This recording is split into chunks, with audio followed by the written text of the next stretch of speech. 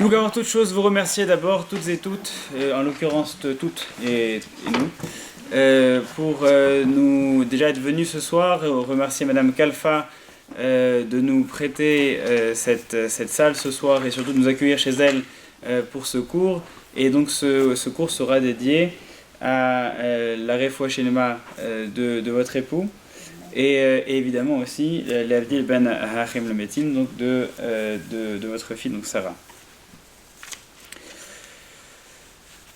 Le texte que nous abordons ce soir, que vous avez devant vous, est un texte qui est donc tiré de la paracha de cette semaine, la paracha de Shemini. Dans la paracha de Shemini, on a ce passage très fort dans lequel on a les deux fils d'Aaron, Nadav et Avihu, qui vont... ce texte est un petit peu connu, mais on va essayer de l'aborder peut-être sous un angle un peu original, qui vont apporter un feu étranger, c'est ce que nous dit le texte. Au moment de l'inauguration du tabernacle, ils vont s'approcher, ils vont vouloir approcher un feu, et puis au lieu de consumer un sacrifice, il y a un feu du ciel qui va descendre et qu'il va les consumer.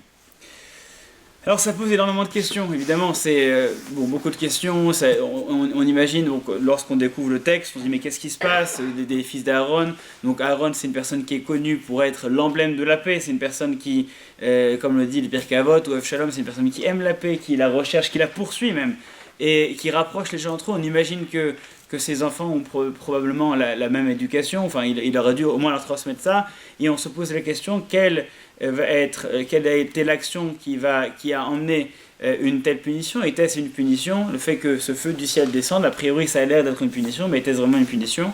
En tout cas, on va essayer d'avancer dans le texte et on va essayer de comprendre quel peut être le message qu'on peut tirer de ce passage. D'abord des questions, il y en a plein dans ce texte.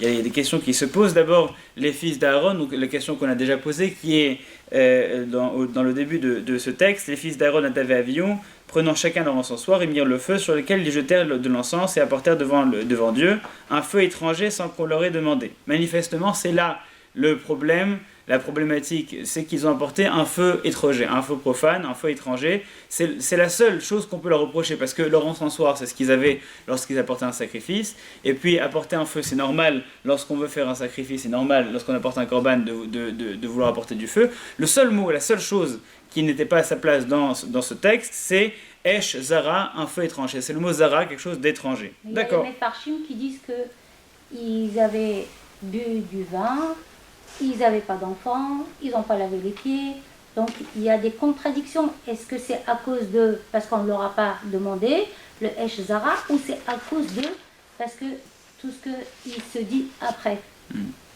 D'accord. C'est une question, et ça va faire partie sûrement d'ailleurs des questions et peut-être des réponses qu'on va apporter aussi dans quelques instants. Dans le deuxième verset, on a un feu qui donc c'est la punition peut-être, c'est la question qu'on va se poser. Il y a un feu qui descend et qui dévore ces personnes. Donc ça pose des questions. Est-ce que c'est une punition? Est-ce que c'est, comme le va le dire Moshe dans un instant, peut-être aussi une façon de les récompenser? Mais comment est-ce qu'on est récompensé en étant consumé par un feu? Bref, en tout cas, on voit le verset suivant. On a l'impression jusqu'à présent que c'est un mauvais comportement, et Moshe qui dit à Aaron, eh bien maintenant j'ai compris ce que Dieu avait dit lorsqu'il a dit que Bikrova et Kadesh, je serai sanctifié par mes proches, et donc, en fait il s'agissait de tes enfants. Et donc en fait Moshe dit le fait que le feu soit descendu du ciel, ça n'est pas une punition, au contraire c'est une façon, le sacrifice pour inaugurer le tabernacle, ce n'était pas l'animal en question, c'était les enfants d'Aaron, le plus beau des sacrifices. Ça pose énormément de questions. On comprend pas déjà en quoi ce serait une récompense, et puis ensuite le sacrifice humain, depuis quand est-ce que c'est quelque chose qui est permis? Bon, enfin bref, en tout cas, c'est ce que Moshe dit à Aaron pour les reconforter peut-être. En tout cas, Aaron ne répond pas, Veidom Aaron s'est tu.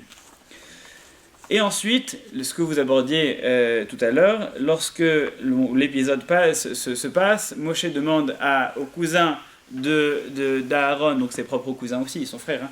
Donc il demande de venir et de prendre la tunique dans laquelle il y a les corps d'Aaron, de les prendre et de les retirer, et pour que la cérémonie puisse continuer. Et ensuite, on a le passage dans lequel on nous dit, à partir du verset 9, donc Yaïl Veshecha Altesht, tu ne bois ni vin, ni alcool, ni liqueur, et toi n'es pas non plus tes fils. Donc et c'est de là que les Mefarshim que vous citiez, les commentateurs que vous citiez, tirent je vais y revenir, tirent leur commentaire qu'effectivement peut-être, eh bien c'est parce qu'ils avaient bu. Donc on a dans le verset 9 peut-être une justification à ce qui s'est passé, et après dans la suite on a dans le verset 10 et 11 autre chose, et afin de pouvoir distinguer entre le sacré et le profane, peut-être est-ce lié aussi à la raison pour laquelle ils auraient été punis. On va d'abord dans un premier temps, pour revenir sur ce texte de manière un peu plus globale, on va d'abord dans un premier temps énumérer les questions, peut-être les réponses qu'on peut en avoir, et essayer à partir de là d'établir une certaine logique. La question principale, on l'a posée au début, c'est le problème de Nadav et Avihu qui s'approchent et qui amènent un feu étranger. Sur cela, comme vous le disiez, il y a énormément d'explications parce que c'est une question fondamentale. On ne comprend pas. Et dès l'instant qu'on ne comprend pas, on va y avoir plusieurs réponses qui vont être apportées. Qu'ont-ils fait? Donc effectivement, il y aura ce que vous disiez, peut-être avait-il apporté un feu étranger, c'est parce qu'ils avaient bu, et donc la corrélation est là. Pourquoi est-ce qu'ils ont apporté un feu étranger? Parce qu'ils avaient bu et qu'ils n'avaient pas conscience de ce qu'ils faisaient, et donc c'est parce qu'ils avaient bu. D'autres diront que c'est parce que ils ont apporté un feu étranger, le feu représentant la Torah. Un feu étranger, en fait, ça veut dire qu'ils ont apporté un enseignement qui était étranger, ça veut dire qu'ils ont enseigné devant leur maître Moshe. D'autres diront encore que Nadav et Avihu avaient un comportement beaucoup plus grave, qui était que ils attendaient que Moshe et Aaron puissent céder leur place. Quand est-ce que ces deux-là, en parlant de Moshe et Aaron, quand est-ce qu'ils vont nous quitter pour qu'on puisse prendre leur place, puisque c'était la génération suivante quelque part. Donc on a un véritable éventail de possibilités. On a de la plus gentille qui dit que Moshe, qui dit à son frère Aaron, mais en fait c'était une façon de les sanctifier. Ça c'est la version la plus gentille. Et puis on a à l'inverse, on a la version la pire des versions peut-être, c'est de dire qu'ils voulaient prendre la place de Moshe et Aaron. C'est la raison pour laquelle ils ont été punis. En tout cas, nous ce qu'on voit de la suite des versets, au niveau de la logique, ce serait plutôt la thèse qui va corroborer le fait que juste après, sans transition, juste après ce drame, on a l'interdiction des Kohanim, l'interdiction de consommer donc des boissons alcoolisées avant de pouvoir commencer à servir. Donc a priori, sans chercher trop loin, on se dit que ça n'est pas pour rien que sans transition, on nous parle d'un côté de Nadav et Avihu qui apportent un feu étranger, et de l'autre côté l'interdiction de boire pour les Kohanim. On se dit qu'il y a un lien entre les deux et que peut-être effectivement ils avaient bu avant de venir. Quoi qu'il en soit, on se rend compte que lorsqu'on regarde le texte, on se rend compte que le feu qui est descendu du ciel, on a l'impression qu'ils sont embrasés, qu'il y a un feu qui les dévore. En réalité, lorsqu'on regarde un peu plus loin, on voit que Moshe demande à Michaël et Tzafan de prendre ses cousins et de les retirer par leurs vêtements. Donc si leurs vêtements n'ont pas été touchés, c'est donc que c'était un feu très particulier, et les Rachid nous dira qu'en fait, ce feu très particulier, c'était leur âme qui avait été consumée. Et à ce moment-là, si c'est l'âme qui est consumée, ça vient corroborer l'autre thèse qui est en train de nous dire que, eh bien en fait, Nadav et Avihu n'étaient en fait pas des fauteurs, et que c'est Dieu qui les a peut-être emportés avec lui. On continue dans la suite de nos versets, et on va essayer de comprendre maintenant quelque chose qui, a priori, quelle que soit la version, nous pose des questions.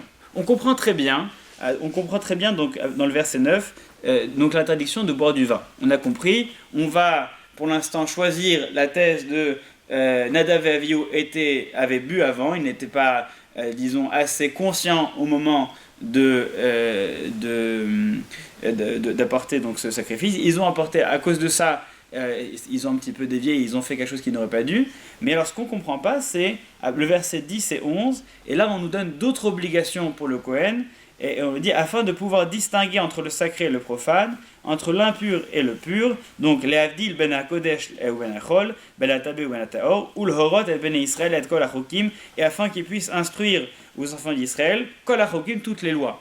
Là, on conclut sur quelque chose d'un petit peu différent, donc on ne voit pas vraiment le rapport entre le fait de ne pas boire et le fait qu'ils ont l'obligation d'instruire les Bnei Israël, c'est-à-dire de leur enseigner.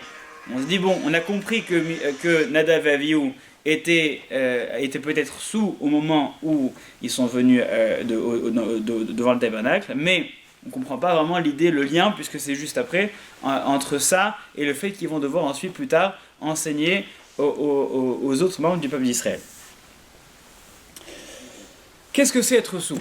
Qu'est-ce que c'est boire en fait? Perdre la tête. Boire, effectivement, c'est d'une certaine façon, c'est perdre la tête. Et qu'est-ce qui se passe lorsqu'on perd la tête? Qu'est-ce qui se passe lorsqu'on perd la tête? Et on va même élargir la question de boire, on va même élargir à toutes. Parce qu'en fait, c'est un petit peu amusant, on sort de Purim, alors là, je vais faire exactement le travail inverse de tout ce qui a été fait jusqu'à présent.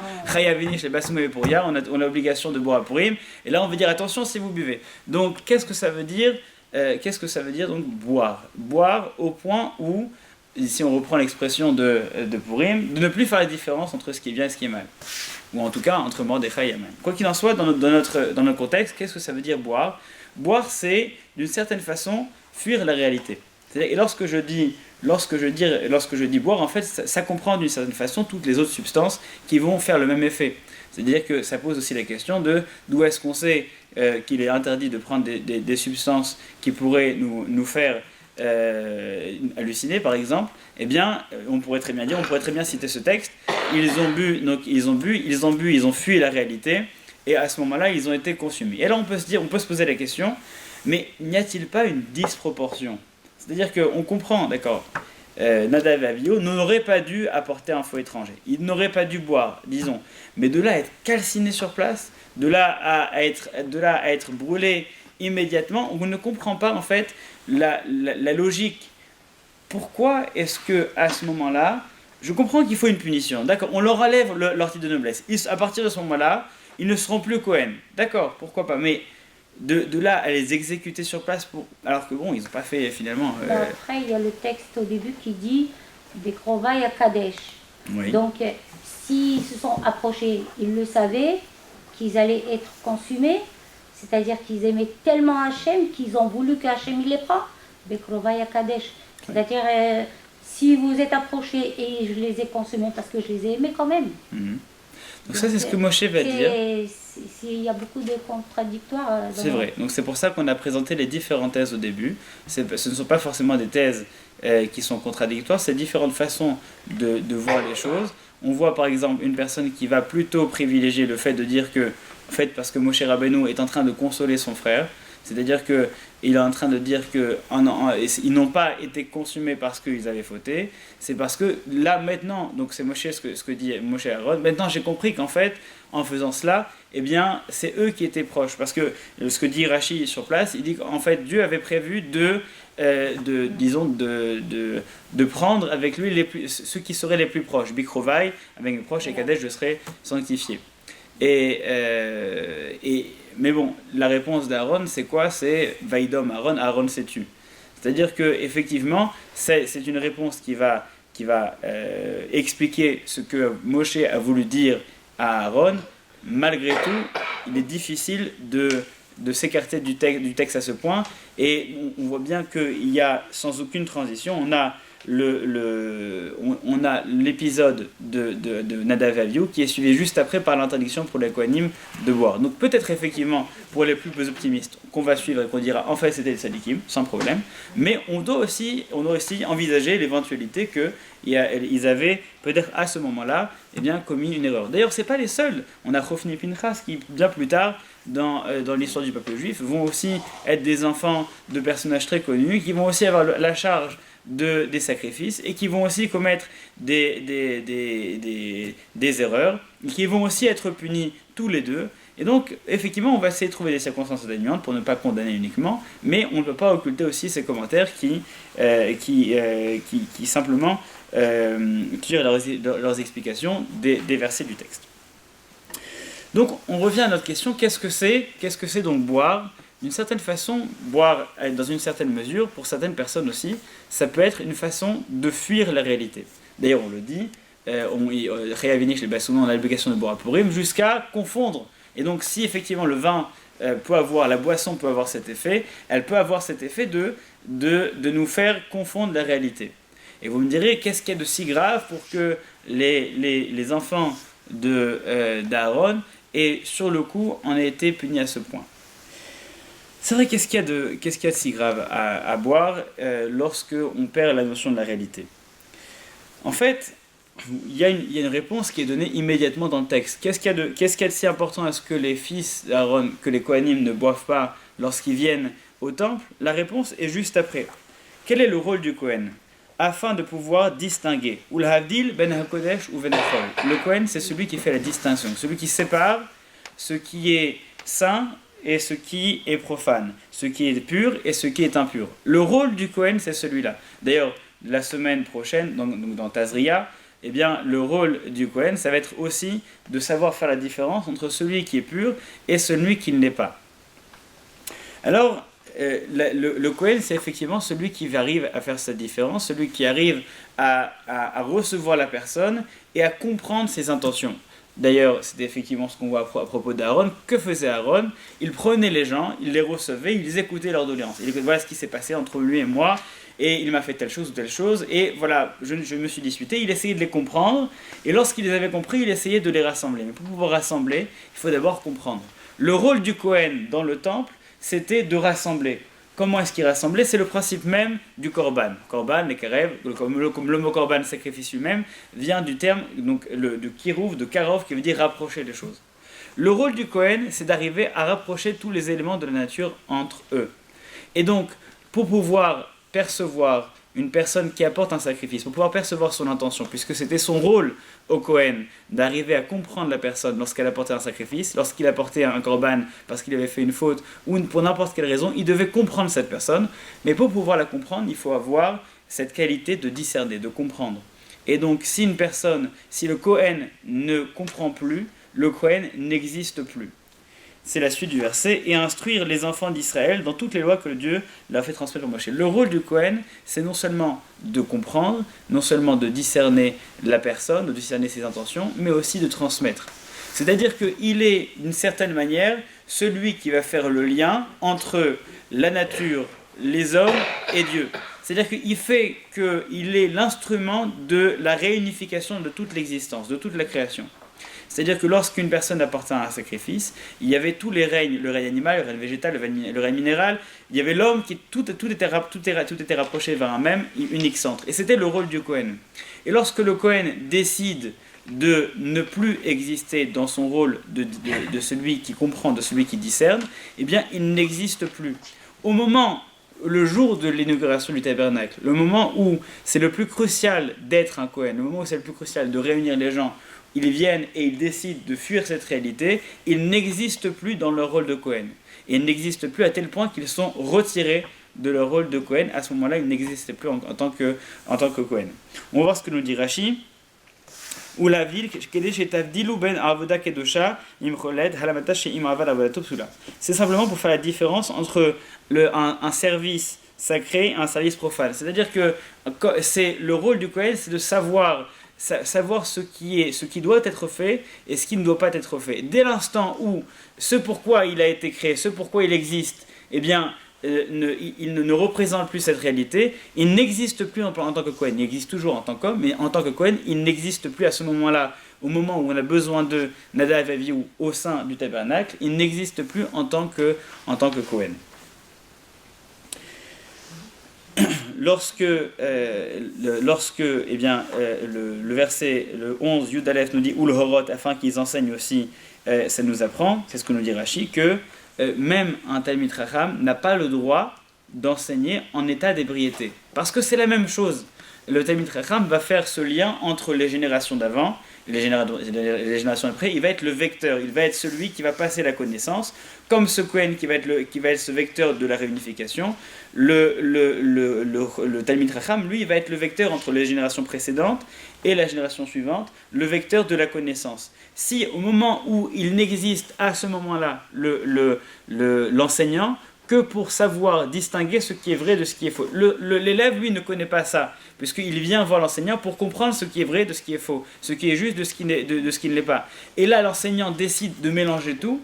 On a le droit de mélanger à Purim, on a le droit justement précisément parce qu'à Purim, c'est le moment dans l'année où on va essayer de s'écarter, on va essayer de déroger à la règle pour faire ressortir les choses qui sont cachées. Mais lorsque on est là, on nous sollicite pour précisément savoir faire la différence et on décide de fuir cette différence, de fuir cette réalité et de ne pas faire ce pourquoi on a été créé, à ce moment-là, on n'a pas le droit d'enseigner, on n'a pas le droit donc de servir en tant que Kohen à ce moment-là.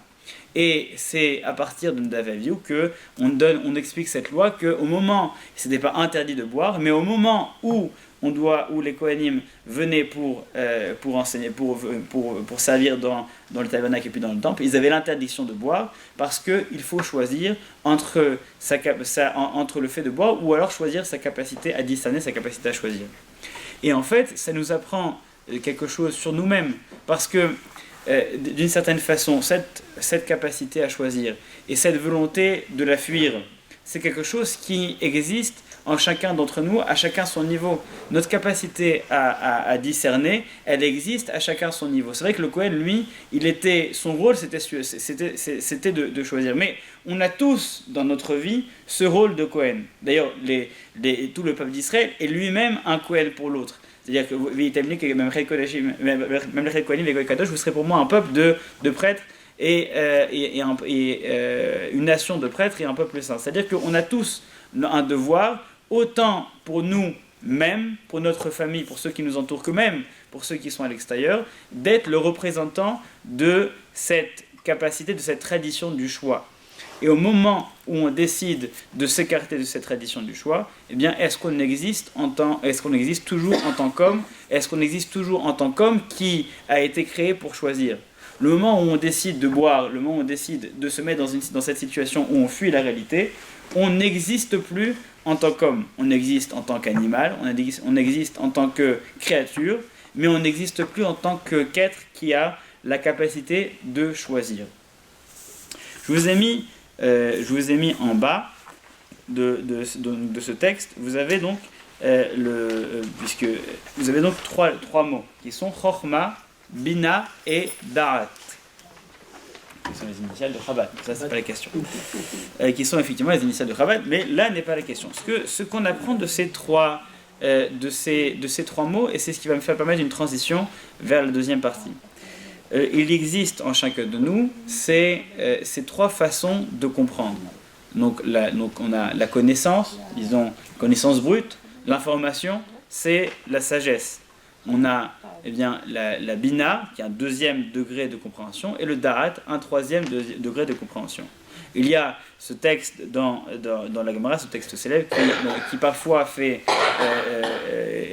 taquine un petit peu et nous pousse à comprendre, dans lequel on dit que Nashim da'atan kala, que les femmes ont un da'at qui est un peu plus léger. On va y revenir. Et d'un autre côté, on nous dit que les femmes ont une bina et qui est un peu plus grande.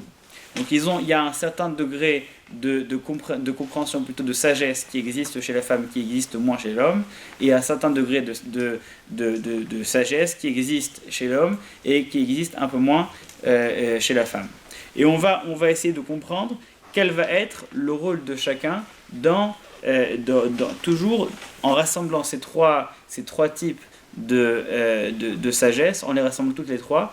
Quel va être le rôle de chacun en les réunissant, en les rassemblant toutes les trois pour servir donc notre capacité, notre devoir de choisir. Qu'est-ce que c'est donc la chorma? Elle dit c'est simplement la formation. Et ça, peut-être que l'homme, selon la Gemara en tout cas, a cette profondeur peut-être qui va un peu plus loin. Donc le da'at, c'est essayer de comprendre la corrélation, la relation, le lien entre un interdit et sa raison. Et la bina, c'est la mise en pratique. C'est notre capacité à prendre quelque chose et à percevoir, à comprendre tous les aspects techniques, les détails qui existent dans une matière, dans une connaissance dans un artisanat, dans un savoir-faire, et de les maîtriser afin de les mettre en pratique. Et on va dire à ce niveau-là qu'effectivement, peut-être que les hommes vont avoir une capacité de choisir, c'est-à-dire d'avoir un choix qui va se faire plus rapidement parce qu'ils vont se concentrer sur l'information en elle-même, alors que les femmes vont avoir une plus grande capacité dans la réalisation elle-même parce qu'elles perçoivent mieux tous ces détails, mais le côté négatif, c'est qu'en percevant tous ces détails-là, eh bien, ça les empêche d'avoir un regard plus large qui va leur permettre d'avoir un choix plus technique.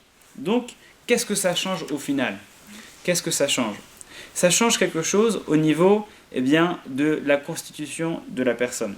C'est-à-dire que lorsqu'il va y avoir dans un foyer, par exemple, lorsqu'il va y avoir un équilibre et que chacun va devoir maîtriser un domaine, eh bien, il n'en reste pas moins que chacun selon sa connaissance, chacun selon sa chorma, sa bina ou son darat, chacun selon son esprit et l'évolution de son esprit, va se retrouver au final exactement à la même place devant le choix.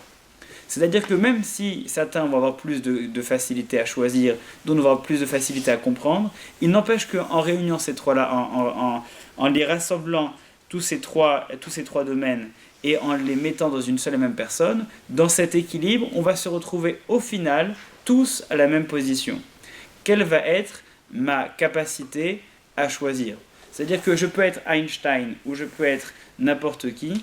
Au final, cet équilibre qui est à l'intérieur, reste complètement stable. C'est-à-dire donc, quelle que soit la personne, on aura toujours les mêmes difficultés en fonction de soi, on aura toujours les mêmes difficultés devant le choix.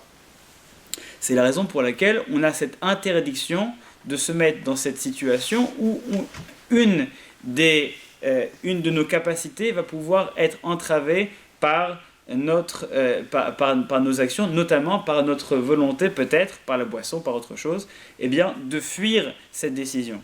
Parce qu'au final, quelle que soit la personne, quelles que soient ses capacités, on ne vit qu'à travers ce choix.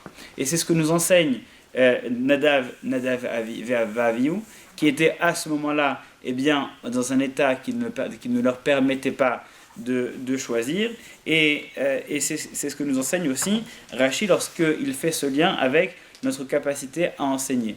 Parce que lorsqu'une personne est à la maison, un enseignant, un parent, un enfant, n'importe qui dans son entourage, a ce même devoir que le Kohen à ce moment-là, ce même devoir d'utiliser toutes ses capacités pour être celui qui va permettre à l'autre d'avancer.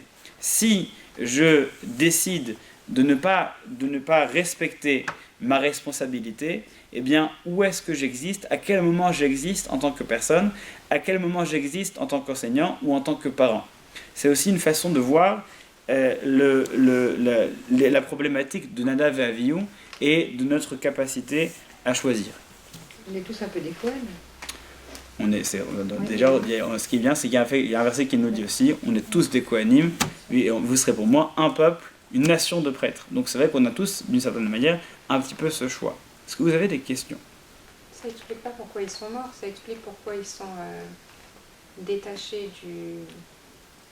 Ils auraient pu être détachés de la Keuna, mais pas forcément mourir. Oui, c'est vrai. Donc la question de savoir pourquoi à ce moment-là, et donc c'est vrai que la différence entre... On peut toujours se poser la question entre, disons, la différence entre l'action et la punition. D'accord. Donc, le Nadav et Avihu, c'était... il faut juste rappeler le contexte. Le contexte dans lequel Nadav et Avihu interviennent, c'est, on a dit, l'inauguration du tabernacle. C'est-à-dire le moment, peut-être, le plus important dans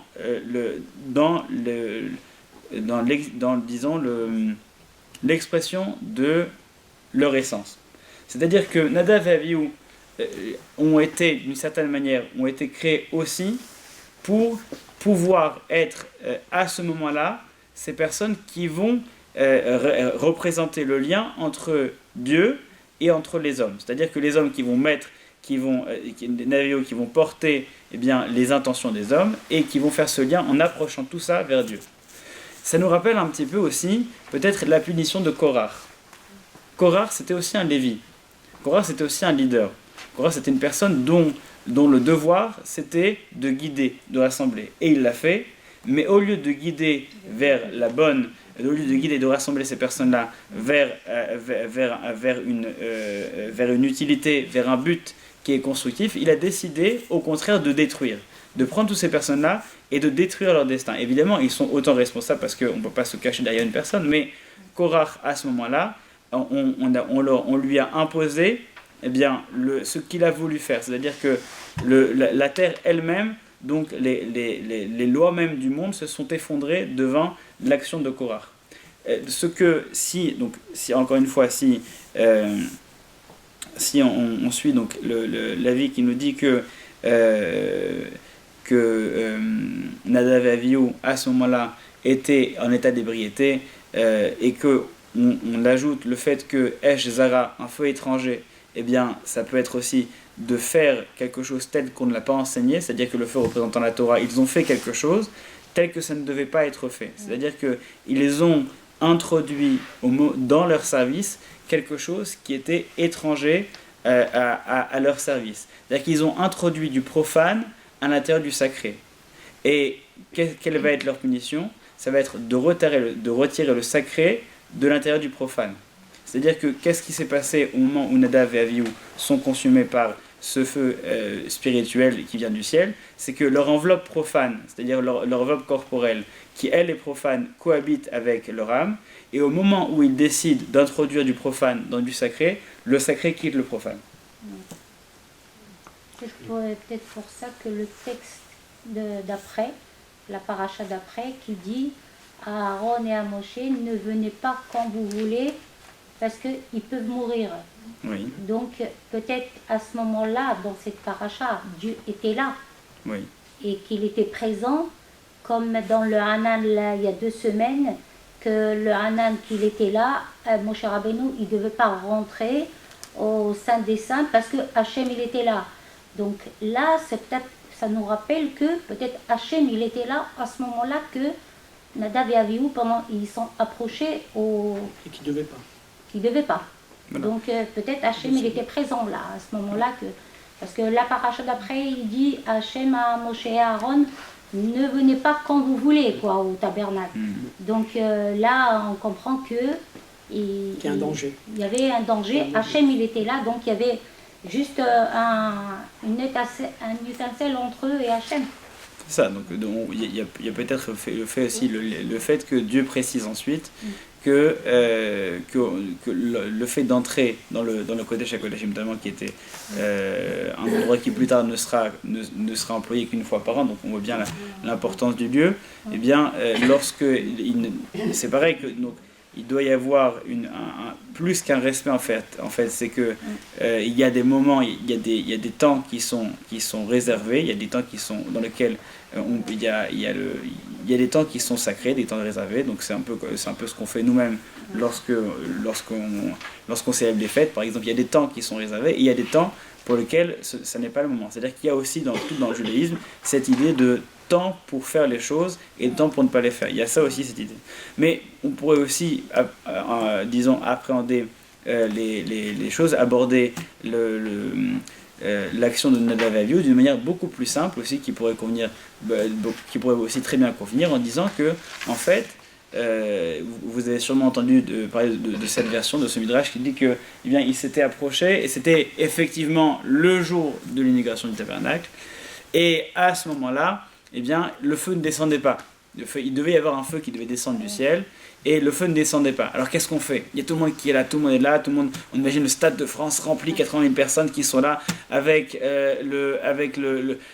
au centre le Misbéach, donc on imagine, donc ça va être l'événement de l'année avec tout le monde qui attend. Vous allez voir un feu descendre du ciel qui consume le sacrifice, incroyable, et puis on est là, on attend, puis rien.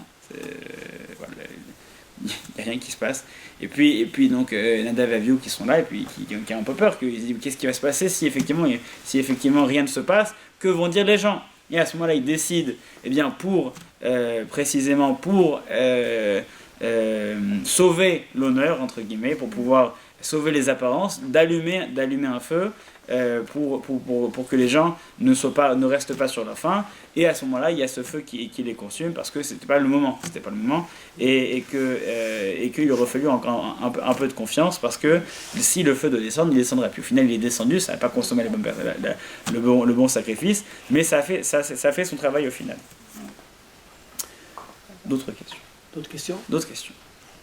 Nous on enchaîne sur l'apéritif. Félicitations. Attends.